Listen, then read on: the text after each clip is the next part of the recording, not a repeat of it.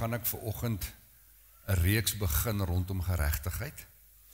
Vir baie van julle is dit dalk iets wat jy al gehoor het, maar ek weet nie of dit al waar is in jou hart nie. Miskien het jy dit al gehoor, maar nie noodwendig is alles in jou hart vasgemaak nie.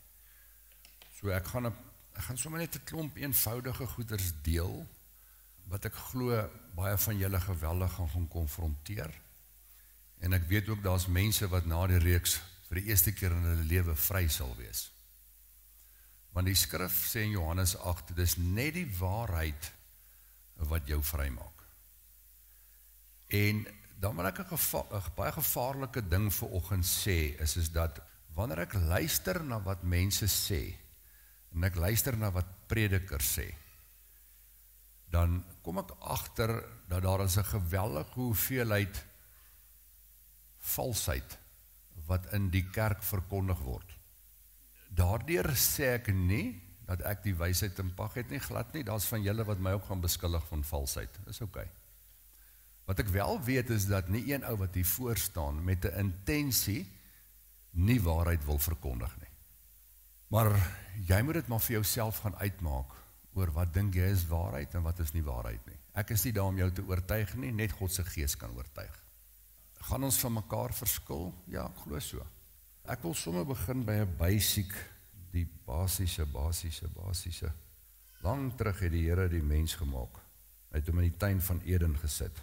En God het saam met daai mens in die tuin van Eden gewandel. Ons is eens met dit. Ek sê nie hulle het so gelyk nie, maar dis maar my eenvoudige prentjie. As ons dan nou na hierdie prentjie kyk, dan wil ek 'n paar vrae vra. Wat het Adam en Eva beleef? Waarvan was hulle oortuig toe hulle in Eden saam met God gewandel het? Ek wil sommer een ding hierso skryf. Die eerste ene wat ek wil skryf is, ek dink hulle het 'n vrede beleef. Wat dink jy het hulle beleef? Heerlikheid, ek moet die mic hier vat en na jou toe kom. Heerlikheid is 'n woord wat ons baie in die Bybel lees van. Wat beteken die woord heerlikheid? Is om gelukkig en tevrede en 'n heerlike samesyn met God te hê. OK, goed. Dis wat sy beleef rondom dit, wat die woord heerlikheid beteken. Ons kom by hom net nou. Nog, Skyla, liefde, verseker. Dis belangrik. Vrede, heerlikheid, uit die mond van die kinders sal jy die waarheid hoor. Liefde, nog, veiligheid, nog, vryheid, dis 'n belangrike ene. Vryheid in watter konteks? Hulle het geweet, hulle is geliefd, so hulle het geweet, hulle kan in die Here se heerlikheid doen wat hulle wil. En nou vra, doen wat hulle wil. Wat die Here verheerlik, want hulle het op daai stadium was daar nie sonde nie, so hulle het nie verkeerd gedoen nie, maar, en hulle het nie skuldig verhoor wat hulle doen nie, want daar was nog nie so iets nie. Goed, nog ene, kom. Dink julle, ek wil 'n vraag vra, dink julle God was kwaad vir hulle? Nee, hoekom nie? Baie belangrike ding, God was nie kwaad vir hulle nie. En die rede, hoekom hy nie kwaad was vir hulle nie, daar was niks om oor kwaad te wees nie. Dink julle was bang vir hom? Hulle was nie bang vir hom gewees nie. Dink julle wou graag by hom gewees het? Dink julle het uitgesien na die middagstappie? Kom ons het net hier so uitgesien, want ons stap nog. Tommy, jy sit vir my baie stil. Vriendskap, daar is 'n geweldige belangrike ding. Vriendskap. Ek wil vanoggend vir jou vra, wie van julle het vriendskap met God? Ek wil 'n ander vraag vra. Hoekom dien jy die Here? Is dit omdat hy met jou voorsien? Chanel het nou net 'n liedjie gesing. Maar wat het jy gesing? Hy skuld ons niks.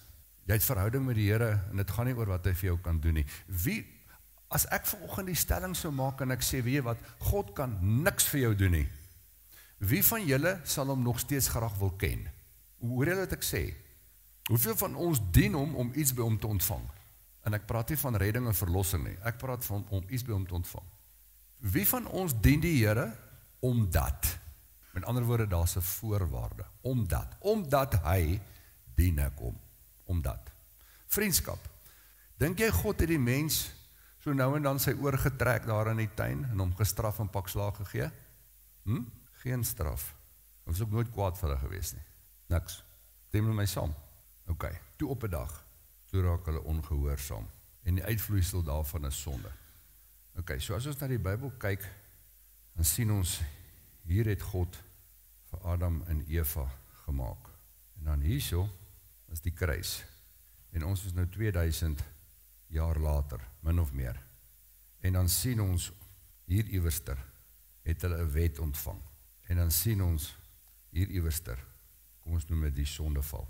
Het julle geweet, dat in die tyd van Adam en Eva, tot by die wet, was daar geen straf nie. Die straf het daar aangekom. Hierdie was 'n tydperk, wat geken is deur genade. En ons leef nou ook in 'n genade tydperk. As jy gaan kyk na toe Israel in Egipte was, die murmurering wat daar was, hoe die volk steen en been geklaat, en al die goeters, het God hulle nooit gestraf nie. Nadat Adam en Eva gesondig het in die tuin van Eden, het God die mens gaan opsoek. Hy het gaan vra, Adam, waar is jy? Hy het die mens gaan opsoek. God se hart met die mens was nog altyd verhouding gewees, nog altyd. Ons is op 'n plek, en dit is wat ek ervaar, is dat ons is op 'n plek waar ons teologie meer gevorm word deur dit, alhoewel ons in 'n Nuwe Testamentiese era met 'n nuwe verbond leef. Dit wat Christene se denke definieer met betrekking tot God, is dit wat hulle hier lees. En ons kan nou geweldig baie stry rondom hierdie, maar wat die water onder deur die brug van is dit verby. Hoekom kom ons nie eerder op 'n plek en ons rig ons denke in volgens die Nuwe Testament nie? Hierdie gedeelte hierso. 'n bietjie daaroor gesels. So ek wil begin deur 'n vers te lees, of 'n paar versies te lees in Lukas 2, as jy hulle soontoe wil gaan. Lukas 2 vanaf vers 8, dis die Kersfees gedeeltetjie wat ons in die Bybel lees. Daar was herders in dieselfde landstreek wat in die oop veld gebly het en in die nag oor hulle skape wag gehou het. En met een staan daar 'n engel van die Here by hulle en die heerlikheid van die Here het rondom hulle verskyn en groot vrees het hulle oorweldig.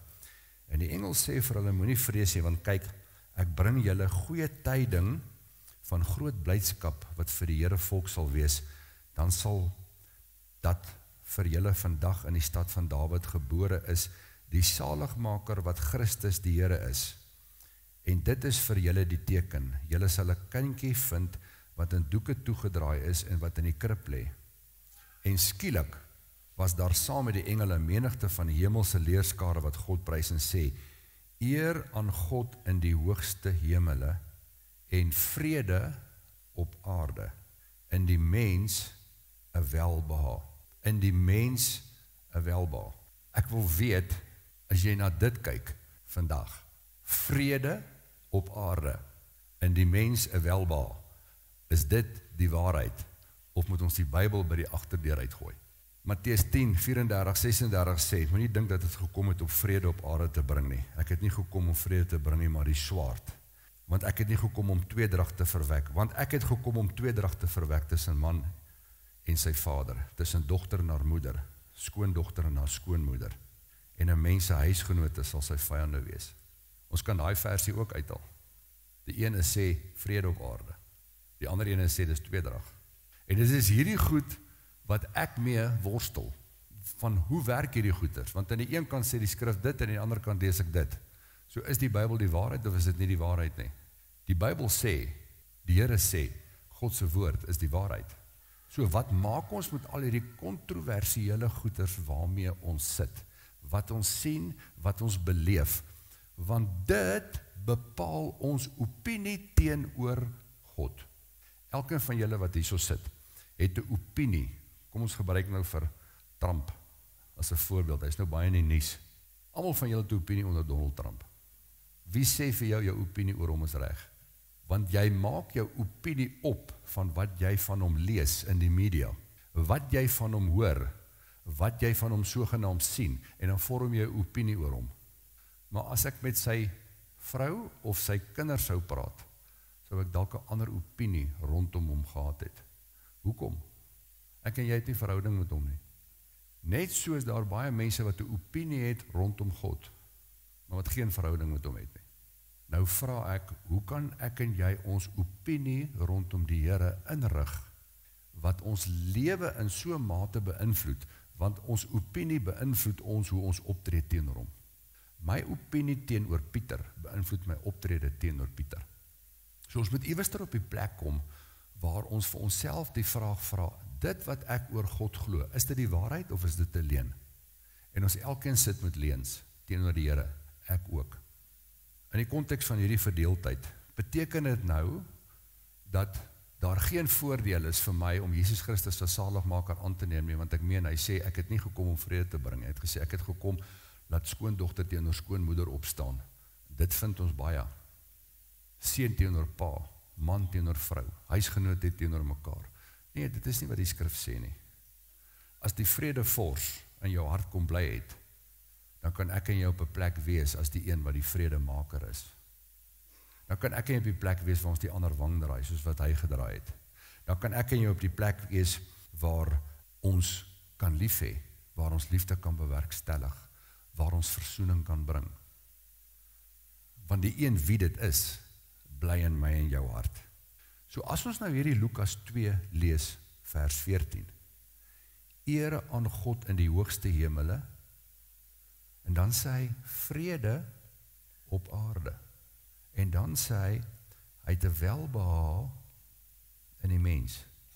Dan sê ek, die vrede op aarde het niks te doen met die vrede tussen my en my vrou, tussen my en my Gerard, tussen my en my pa, tussen ons met mekaar nie, niks daarmee te doen nie.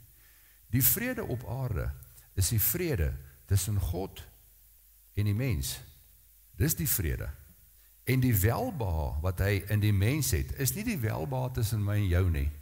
Dis die welbehae wat God het teenoor die mens. En dan moet ons vir ons die vraag vra, hoekom is God dan in vrede met die mens?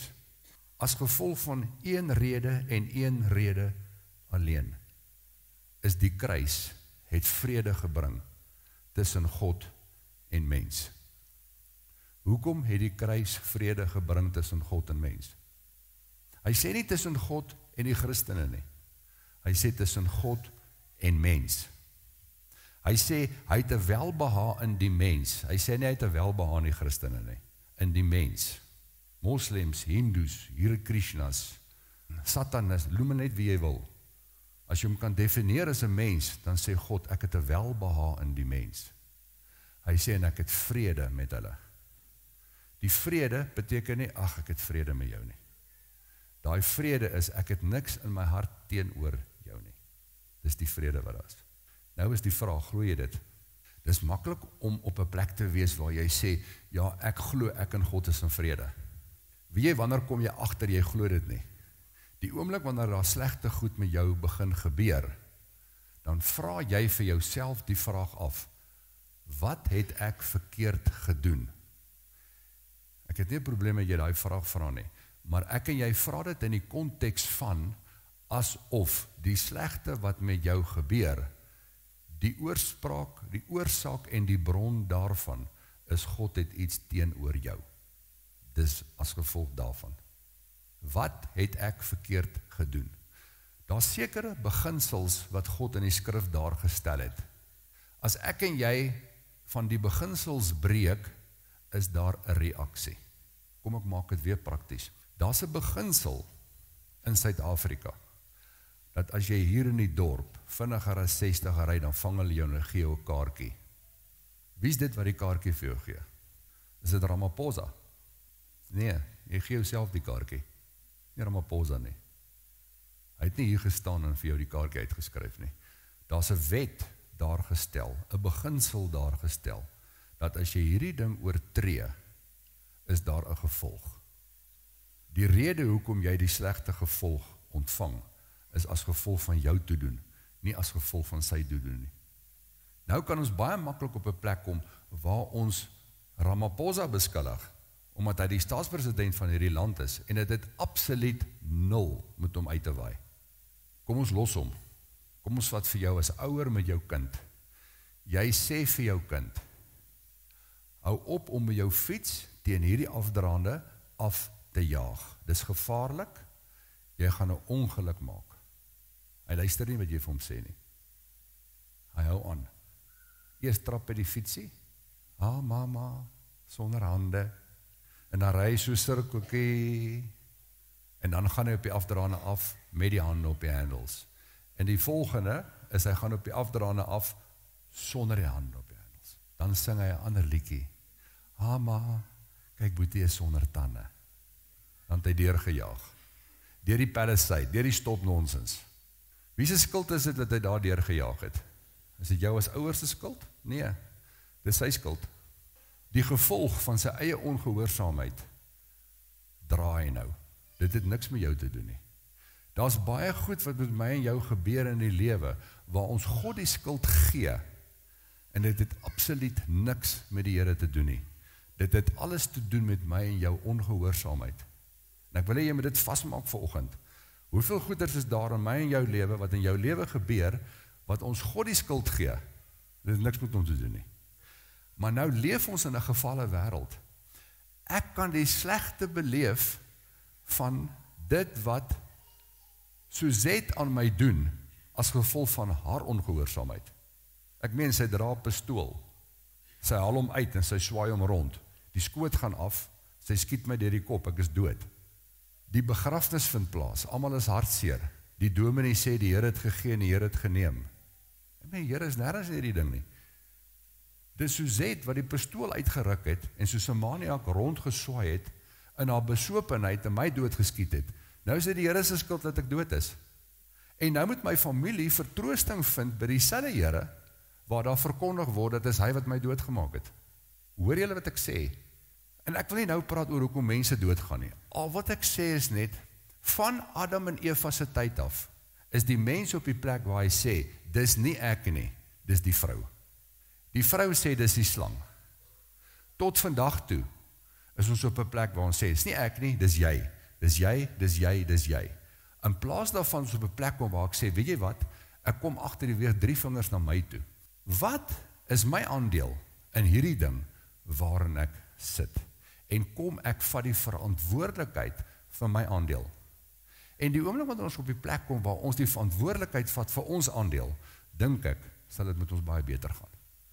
Wat is die rol wat ek hierin gespeel het? Goed, die Here het ons geskape vir verhouding. Dit is waarvoor God die mens geskape het. En verhouding is die hoofdoel wat ek en jy moet nastreef. Maar nou moet ons dalk eers vir ons net eers vir onsself sê, die mens het nou gesondig. Wat beteken die woord sonde? Want die meeste mense, as jy wil vra, wat beteken sonde, dan sal hulle vir ons drink, rook en vloek. Drink, rook en vloek, dis sonde. Die arme drinkers, rokers en vloekers.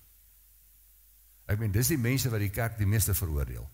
Net nie die ouens wat te veel eet en die ouens wat hoogmoedig is en die klomp wat skinder nie. Van hulle hoor jy nooit. Dis net die rokers, die drinkers en die vloekers. Rokers kan nie hemel toe gaan nie. Waar staan dit in die Bybel? Ek meen, het mag dalk ryk asof hulle uit die hel uit kom. Maar ek meen, daar's baie rokers vandag in die hemel. Baie. Daar's baie mense wat vloek op wat hemel toe gaan. Daar's baie mense wat skyn heilig is wat ook hemel toe gaan. Sê ek vanoggend, dit gee jou vryplas om hierdie verkeerde goeders te doen? Glad nie. Moenie daar uitgaan en sê, Egbert sê, hoor hierso, jy kan maar aangaan met die verkeerde nie. Glad nie. Ons leef in die skrif van ongeregtighede, oortreding en misdade ook. Die woord sonde is die woord hamartia. Hierdie woord het 2 basiswoorde. Ha beteken not en meros, not to see. Dis wat die woord sonde beteken. So, ons kan sonde dus definieer as enige iets waar die mens homself nie sien soos wat God hom sien nie. Dit maak dat die mens kort kom van God se heerlikheid. Want God se heerlikheid is God se opinie aangaande die mens. Hoe is jy veronderstel om jouself te sien? Hoe het God jou geskape? Beeld en gelykenis. Gelykenis beteken nie jy soos God nie. Dis nie wat gelykenis beteken nie. It's likeness. Ek is soos hy. Likeness. Likeness beteken ook nie jy like hom nie. Likeness. Gelykenis. Ons is almal in dieselfde gelykenis geskape. Die gelykenis van God, en nie een van ons lyk dieselfde nie. Beeld en gelykenis van God. God se heerlikheid is God se opinie aangaande die mens. Ek en jy moet uitvind wat God se opinie is aangaande my en jou. Dis wat die woord heerlikheid beteken. Wat is God se opinie rondom my en jou? Wat is God se opinie? Kom ek skryf die eerste ene. God se opinie aangaande my en jou is ek en jy is heilig. Wat is nog? Regverdig? Kom ons noem geregtig? Geseënd? Geliefd? Jy sien, wanneer ek en jy op die plek kan kom in ons lewe, waar ons weet wat God oor ons dink, wie ons regtig is, dan kan ons daarvolgens begin lewe. Wanneer jy weet jy is heilig, die skrif sê, as a man thinketh, so is he. Wanneer jy besef jy is heilig, en jy doen onheilige goed, dan moet jy weet, jy mis die merk, jy is in sonde, jy mis die merk, jy tree nie op soos wat God van jou dink nie. Die oomblik, luister hier so, sê vir my gou, heilige mense, hoe tree hulle op? Heilig.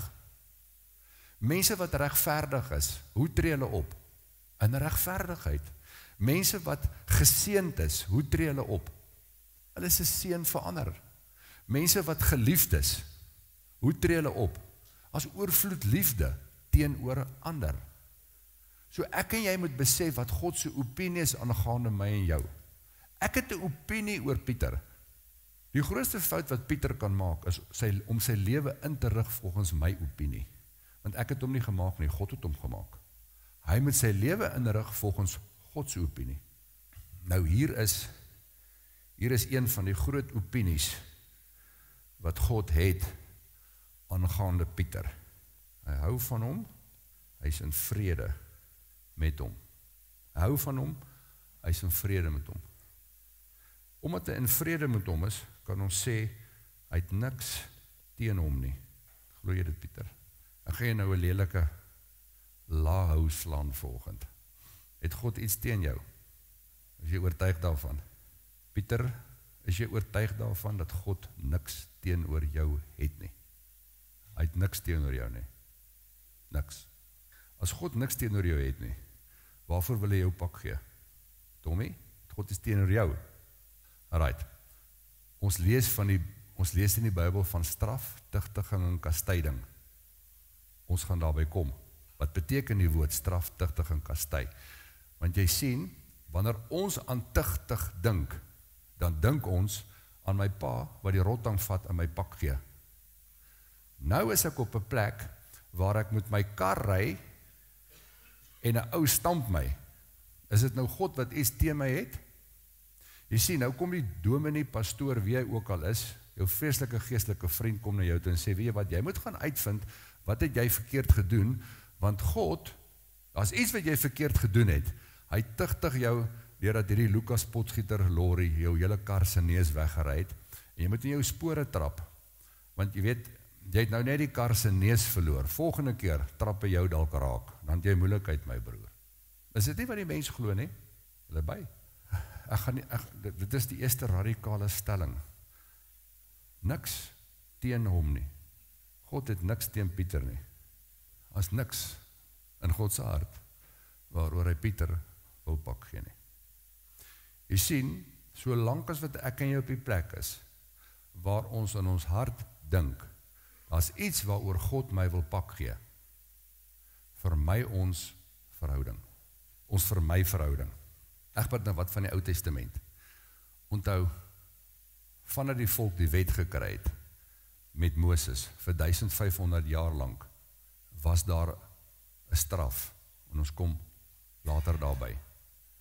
As daar 'n wet is, moet daar 'n straf wees. As daar nie 'n wet is nie, sê die skrif, kan daar nie 'n straf wees nie. Die wet het straf gebring. Maar luister hierso, ons leef nie meer in die dispensasie van die wet nie, want Jesus het die wet volbring. Beteken dit dat die wet onheilig was? Nee. Die skrif sê nee, hy was nie onheilig nie.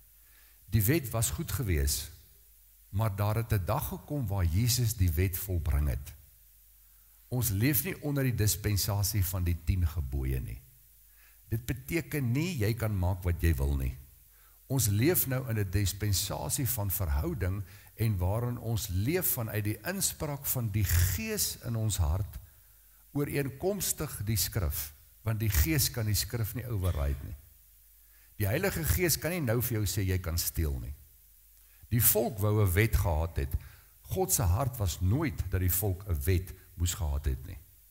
God wou gehad het by Sinai, dat die hele volk na hom toe opkom, soos wat Moses by die brandende bos aan hom verskyn het, dieselfde bergreeks, waar hy gehad het, nou moet die hele volk na hom toe opkom, die hele berg sou gebrand het, en hulle almal sou God ontmoet het.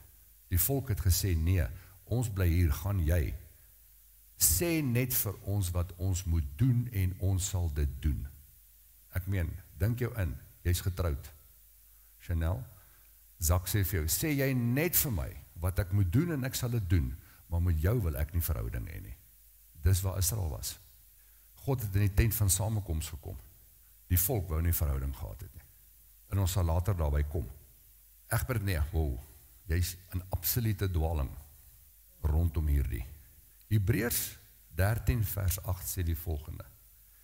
Jesus Christus is dieselfde.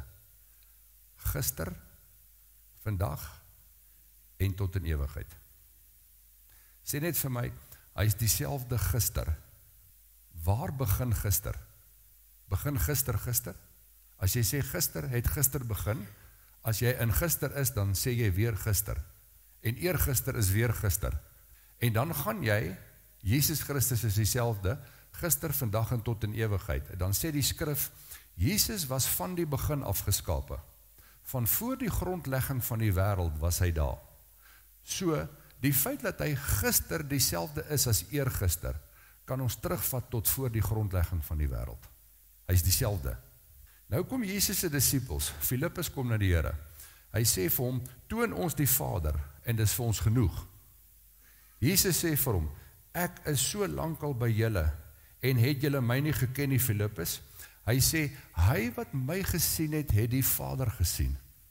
En julle sê vir my, toon ons die Vader.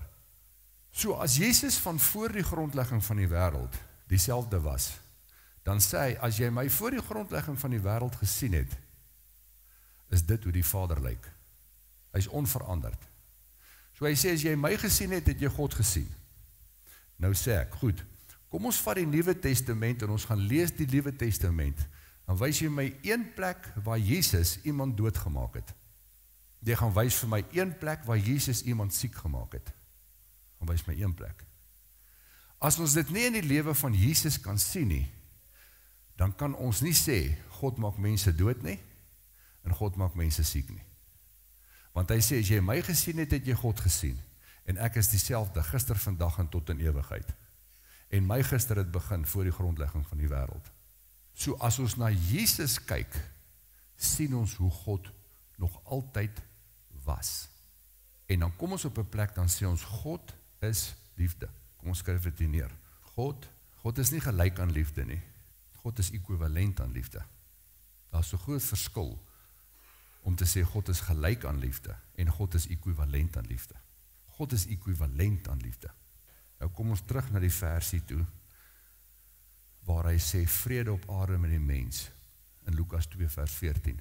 Hoekom kan God sê, vrede met die mens, 'n welbehae? Hoekom? Want God het op 'n plek gekom in sy lewe, waar die mens gesondig het. En daar was 'n dag, waar Jesus vir die sonde van die wêreld gesterf het. En dis waar ons nou leef. En daarom is God in vrede met jou. Jesus het al jou sonde op hom geneem. As Jesus al jou sonde op hom geneem het, en hy die straf volkome gedra, en die skrif sê, God was in Christus, en jy was in Christus, toe hy aan die kruis gesterf het, waarvoor wil hy jou nou nog straf? As God daarop uit is om jou nou nog te straf, vat hy Jesus in die gesig, dan sê hy vir Jesus, jy het nie die straf volkome gedra nie. En God het gesterf, nie vir die sondes wat jy gedoen het nie. Hy het gesterf vir al die sondes wat jy gedoen het en nog gaan doen, want hy het reeds 2000 jaar terug die straf gedra, nog voordat jy gebore is. Nou gaan 'n klomp mense die gemeente verlaat. So dan maak ek die stelling, dan sê ek, van God se kant af is daar geen straf vir die mens oor nie, want Jesus het die straf gedra. Nee, kan nie werk. Pieter is my seun. Pieter skuld R1 miljoen. Hy kan dit nie betaal nie, hy is skuldig. Ons daag hom voor die regter Gerard. Gerard bevind hom skuldig. Hy skuld my kind R1 miljoen. Ek is sy pa. Gerard bevind hom skuldig. Hy kan dit nie betaal nie. Eintlik het dit anderster gewerk. Gerard bevind hom skuldig. Hy is die regter op die bank. Toe die hofsaak verby is, toe stap hy af en hy trek sy toga uit. En hy kom na hom toe as sy pa en hy sê, weet jy wat, ek skryf die cheque vir jou uit. Die cheque is Jesus Christus. Jou skuld is betaal. R1 miljoen. Betaal hy, ten volle. Sy prokureurs appeleer teen die skuldigbevinding. Die pa word toe weer 'n regter. Hy is weer op die bank. Hy kyk na die docket. Hy sê, o ja, ek sien iemand het jou skuld betaal. Jy is totaal onskuldig. Saak uitgegooi. Die skrif sê die skuldbrief wat ons vyandig was, het hy teen die kruis vasgenaal. Ja, maar Egbert, die skrif sê toch duidelik, die Here straf die wie hy lief het, hy tigtig hulle, hy kastei hulle. Ons sal daarby kom. Ek en jy moet gaan kyk na wat beteken die Griekse betekenis van daai woord. So daarom wil ek vanoggend sê, daar's geen straf in God se kant teenoor die mens oor nie, want Jesus het die straf volkome gedra. As ons vandag op 'n plek is waar ons sê, God wil ons straf, dan sê ons, Jesus het nie die prys volkome betaal nie. En dan die grootste fout wat ons wil maak, is om ons as Christene te wil regverdig, en te maak asof die wat die Here nie ken nie, hy nie hulle straf ook gedra het nie. Romeine 2:4 sê, of verag jy die rykdom van sy goedertierenheid en verdraagsaamheid en lankmoedigheid, omdat jy nie besef dat die goedertierenheid van God jou tot bekering wil bring nie. Dis God se goedheid wat mense tot bekering wil bring. God se goedheid. Ek is op soek na 'n vrou. Hier het ek 'n mooi ene gekry, haal my pistool uit, sê vir haar, sal jy met my trou? Wat gaan sy sê? Sy gaan verseker ja sê, tensy sy selfmoordgedagtes het. Sy gaan verseker ja sê, en as ek die pistool laat sak, dan soek sy ander man. Dis wat ons doen. Ons dryf mense na die Here toe, deur hulle te dreig met die hel. Die Here sê, dis die goedheid van God wat mense tot bekering wil bring. Wat is God se goedheid?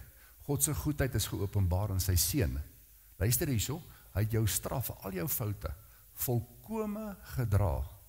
Hy oordeel niemand meer na die vlees nie, maar na die gees, na die nuwe skepping. God se opinie oor my en jou is, ek hou van jou. Ek het jou geheilig, ek het jou geregverdig, jy is vir my pragtig. Dis God se opinie oor jou. Luister jy, met wie wil jy trou? 'n Ou wat 'n goeie opinie oor jou het, of 'n ou wat jou dreig met 'n pistool om met hom te trou? En die kerk is op die plek waar die mensdom wil dreig met 'n pistool. Wat is die pistool? God se wraak, God se straf en die hel. Wat beteken die woord evangelie? Die Griekse betekenis van die woord evangelie is nearly too good to be true news. Hoor wat sê hy in 2 Korinte 5? Hy sê, dit alles is uit God, wat ons met homself versoen het, deur Jesus Christus en ons die bediening van versoening gegee het. God het homself met ons versoen. Ons is nie noodwendig, ons is nie die Christene nie. Ons is nog nie noodwendig met hom versoen nie, maar hy het homself met ons versoen. Hoekom? Die kruis is die antwoord. Die goeie nuus is dus, om mense te gaan vertel, dat God reeds homself met jou versoen het. Wil jy nie met God versoen nie? God is nie kwaad vir jou nie. God wag nie vir jou om jou oor af te sny nie. As jy voor God gaan staan, wil hy nie vir jou sê, wag 'n bietjie. Jy weet, ek het 'n dik boek. Ek hou rekord. Kom ons gaan sommer op bladsy 1. 35 jaar terug, toe jy dit en dit verkeerd gedoen. Die week daarna dit. En dan werk hy hom so deur, tot waar hy nou kom. En gisterand het jy dit. Dis nie wat God doen nie. Die boekie, die skuldbrief, is aan die kruis uitgedelg. Daar is niks meer nie. Jesus sê dit uitgedelg. As dit uitgedelg is, het God nie 'n boek wat hy kan oopmaak, om al jou verlede goeders op te noem nie. Want Jesus sê, ek het alles weggevat, en ek het dit alles op my geneem. 2 Korinte 5:19, hy sê naamlik dat God in Christus, nie die Christene nie, die wêreld met homself versoen het, deur hulle misdade nie toe te reken nie, en die woord van versoening aan ons toe te vertrou. Hy sê, ek het die wêreld, luister mooi, dis wat in my Bybel staan, hy sê, ek het die wêreld se misdade, het ek op 'n plek gekom waar ek hulle dit nie toereken nie. Wat beteken om nie toe te reken nie? Ons vir Santa gevra het. Dit is 'n boek oor. Nie toereken nie beteken die volgende. Kan ek jou maar gebruik? Ek en my dogter shop. En ons kom hier by 'n pragtige rokwinkel. En sy hou van rokke. En sy kies 'n rok. Watter ene kies hy? Hy lekker diere. Hoeveel kos hy? Hoeveel? Hy kos 5.000. Ek sê vir die eienaar, moet dit haar nie toereken nie. Reken dit my toe. Wat doen sy? Op wiese rekening sit sy dit? Op myne, nie op hare nie. Dankie dat jy dier ingevat het. Jy kon dit nie betaal nie. Net ek kon dit betaal. Nou sê hy so, hy sê, hy die wêreld se misdade, hulle nie toegereken nie. Hy het dit op iemand anderster se rekening gesit. Op wie se rekening het hy dit gesit? Op Jesus se rekening. En Jesus het daarvoor betaal aan die kruis. So hy sê jou misdade, hier kom die woord misdade in, nie net jou sondes nie, hy het nou ook jou misdade nie toegereken nie. Misdade is die goed wat jy verkeerd doen. So, dis 'n rekenkundige term. Hy sê, jy gaan nie daarvoor betaal nie. Iemand anderster gaan daarvoor betaal. Dis Jesus. Die gevolg van die feit dat daar 'n kruis is, die gevolg hiervan is dat daar is 'n weggebaan vir verhouding. Hoekom? Want jou skuld is betaal. Die dierrok wat sy gekies het, haar voet het gegly. Haar salaris is R100 'n maand. Sy gaan kies waaragtig die R5.000 'n maand. Sy weet vir haar heilige siel, sy kan dit nie betaal nie. Na 3 maande op die lay-by kon sy nie meer betaal nie. Wat doen sy met die winkeleienaar, met Alet? Hy loop draaie om haar. Sy vermy haar. Wat doen ek en jy as mens, wanneer ons op die plek is waar ons dink God het iets teen ons? Wat doen ek en jy as mens, wanneer ons op die plek is waar ons dink ons is knie diep in die skuld by die Here? Ons vermy hom. En ons het nie verhouding nie. Hoor wat sê Jesaja 40. Troos, troos, Suzette, sê die Here. Spreek tot die hart van Suzette en roep haar toe, dat haar stryd verby is, dat haar lay-by haar dierrok betaal is, en dat sy uit die hand van haar pa 2 rokke ontvang het, vir al haar begeertes.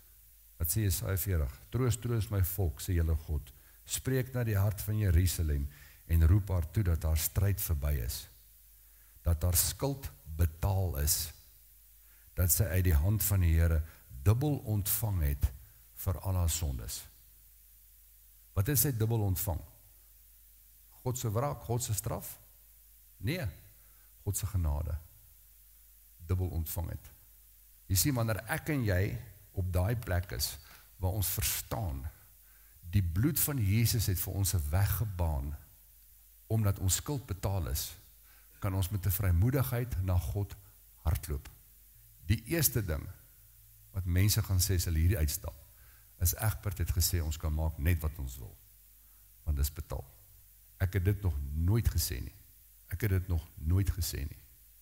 Luister hierso, voordat ek my vrou ontmoet het ek gemaak net wat ek wil.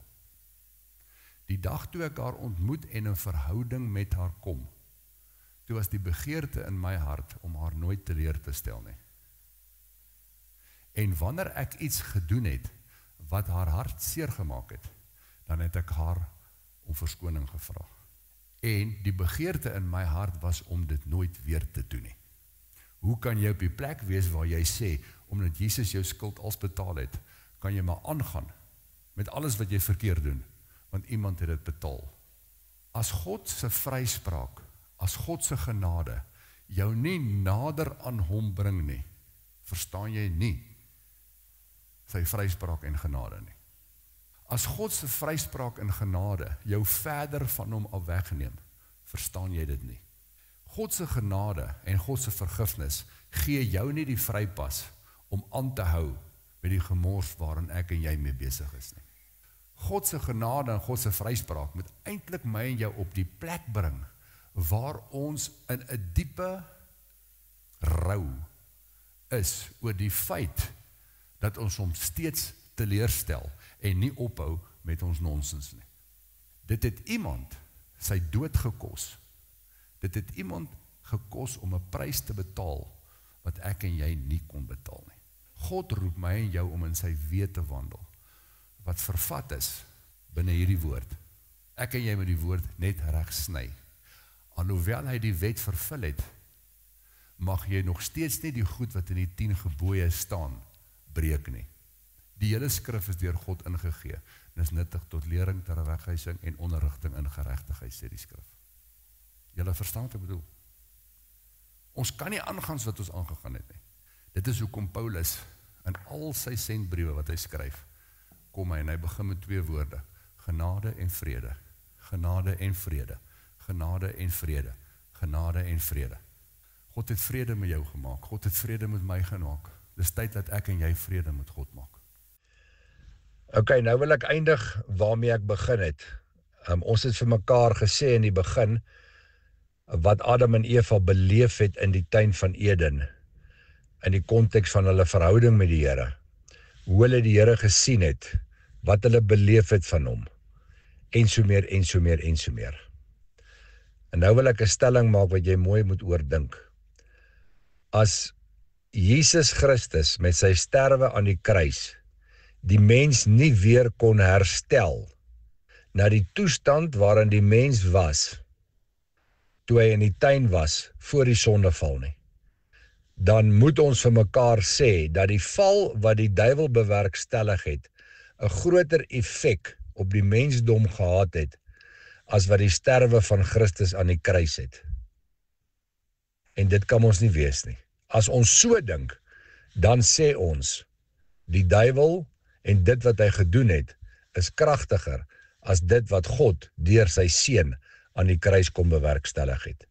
So ek wil vandag vir jou sê, dat dit wat Adam en Eva beleef het in die tuin van Eden, is God se gedagte vir my en vir jou, wat ek en jy moet beleef, wanneer ons met hom wandel, soos wat Adam en Eva met hom gewandel het.